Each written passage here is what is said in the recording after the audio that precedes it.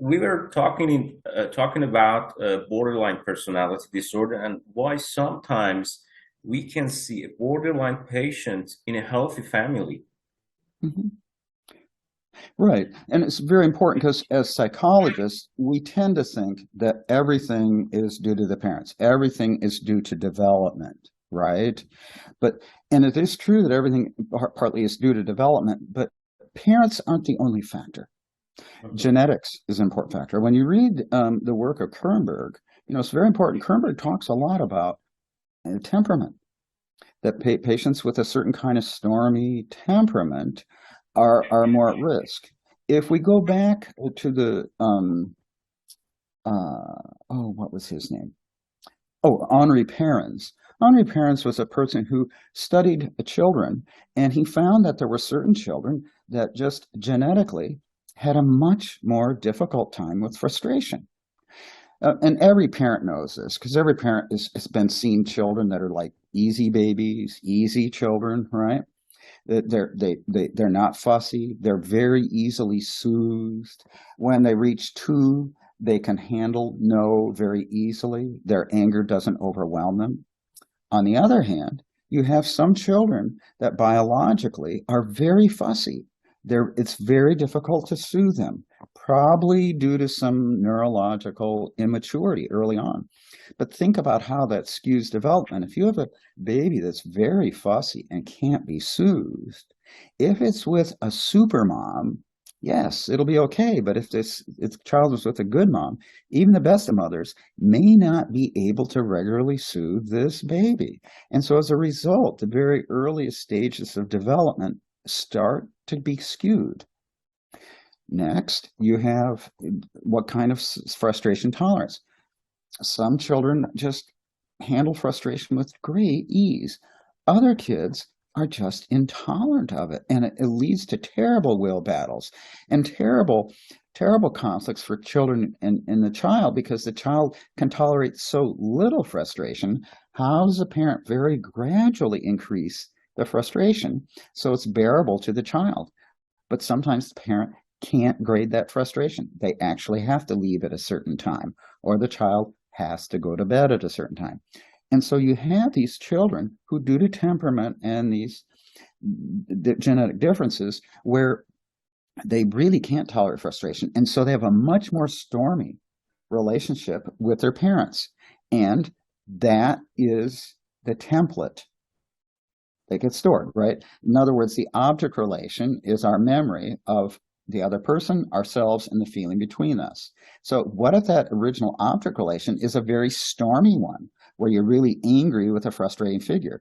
Now, is the mother necessarily that frustrating? No, but due to the child's genetics, the child will experience this as incredibly frustrating, and that is the experience that's getting internalized. Not the mother's fault, not even the child's fault. It's just genetics. Next, you find with many of these children, and you see this in psychosis, you certainly see it in autism, and you see it with many patients with borderline level character pathology, they have sensory integration problems. I remember a borderline woman I worked with where every time a siren went down the street in my office, I was on the fourth floor, it didn't bother me, but she was highly sensitive to sounds. She would be agitated for another 5 minutes. Can't you do something about the sound in this office? But she couldn't regulate the amount of sound. So she constantly had a startle response due to a sensory integration difficulty. So imagine as a child, any loud noise feels like you're being attacked. And Yes. who's attacking you? Well, it must be whoever's in the room. She was angry with me. It would have made much more sense for her to be angry at the siren, right? But whoever's there, that's who they're angry with. Did I do something wrong? No. But she had a sensory integration issue that, made this room and me seem like an attacker. Another patient of mine always wore long sleeve shirts in the middle of the summer when it was 30 degrees centigrade, say. And I was curious about that. Well, it turned out he had a sensory integration problem. He couldn't stand the experience of wind across the hairs on his arm. It was very agitating, right? So imagine if you have a kid who can't tolerate skin sensations and the mother tries to hold the child, he's going to arch. She's going to think he's rejecting him, but he's actually having an uncomfortable skin experience and wants to end it. So then, that sets off where the mother feels rejected and the child feels rejected and just doesn't want to be touched. Yeah. And these are kids where now we know through sensory integration, there's ways you can hold them firmly and then they'll calm down. And then oftentimes there's, and so you have these problems of sensory integration. And now there's a whole literature on sensory integration problems in children, like children who can't tolerate the way certain cloth feels, or they can't tolerate a tag in the back of the shirt, right? They just scream. Are they being difficult? No, they simply they can't integrate and regulate sensory experience. So you can see when you put together the difficulty being soothed early on, oftentimes to the lack of myelinization of the nervous system, and then you've got problems, genetic problems with frustration tolerance, and you have issues of sensory integration. There's all kinds of contributors that can lead to a later borderline level of character structure. It's not necessarily the mother's fault, but there is this interaction, of course, between the mother, the child, and how they mediate, right, these genetically caused difficulties. Also, another thing that's very interesting, there was some research that showed that about 1/3 of people who have a borderline personality disorder in adulthood suffered a brain injury early on. Yeah. So, right, and so then that's also another factor. Think about how often people are in car accidents, right? If you're in a car accident, you had a slight brain injury. No one talks about that these days. But imagine if a child is in a car accident or something like that. Yeah. So you begin to see that it'd be very tempting to say, oh, must have been a bad mother, bad father, whatever. And of course, there are certainly borderline patients we see who had interpersonal trauma that was a major factor in development. But you can also see that there are other numerous contributors that can predispose a patient to later have a borderline level of character structure. Sometimes those patients are lucky enough to learn about their sensory integration issues later, so those can be dealt with. Mm-hmm. I'll give you an example. I had a patient where her previous therapist thought she was borderline and had micropsychotic episodes.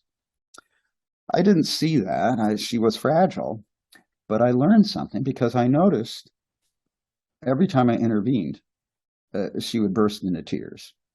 And I thought, well, John, you're good, but you're not that good. Right? You just can't be on target every single time. Mm.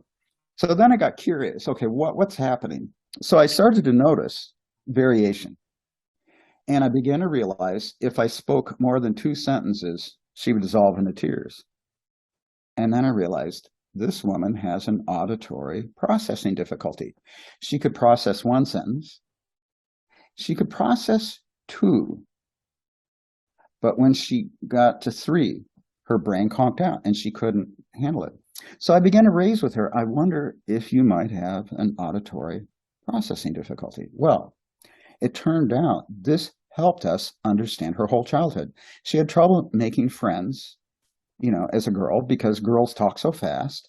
She couldn't get a word in edgewise. She'd be constantly overloading, and so she'd be kind of quiet. But she was basically quiet, just kind of re-regulating because she couldn't integrate all that auditory stimulation. So fortunately, I got her with a therapist who could help her with auditory processing. But just understanding this, understanding her history, then I could control myself and only offer 1 or 2 sentence statements. And then as a result, she could integrate, she could develop, and I could work within the limits of her auditory processing difficulty. And we could help her actually get dramatically better. She was able to have a good relationship with a man, got married, all kinds of things became possible. But this is a really good example where a particular neurological problem had never been identified, And so as a result, treatment actually couldn't work until we could accommodate that. So I think these kinds of things are not uncommon in the borderline spectrum. And that's where being aware of these different issues of sensory integration and auditory processing and so on can really help you have a more integrative perspective and avoid taking a reductive point of view. You know, like someone saying, oh, well, that person's mother must have been bad. Maybe, maybe not. Just keep collecting information, notice what's happening in the session. Because we do have emerging neuroscience research that's really looking at, you know, you can see, like when you see people who later become psychotic, you know, they're not psychotic during childhood and adolescence, but we can already see certain kinds of visual processing problems, auditory processing problems that maybe if dealt with earlier would not lead to that psychosis later. Yeah. John, if a family has a patient at the borderline character structure in their family, how can the family members treat him or her well and help him to start treatment, to go in therapy? I think the hardest thing is to be a good listener. Yeah. If you want a borderline patient to listen to you, you need to be willing to listen to them. So you've got to be the listener that you want him to become. So you need to be open to him so that he can be open to you. We usually react out of our anxiety and try to tell him what to do, and then we're just going to get a lot of arguments. Yeah. So it's always better to just listen and listen and listen and just be a good listener. And as you're a good listener and just listening without trying to change the person, over time, yeah, they'll be able to listen to you. And I think oftentimes with people like that, is not to try to tell them what to do, but to ask them how they understand this, how they think it needs to be handled with, what their thoughts are about it. So you get them thinking.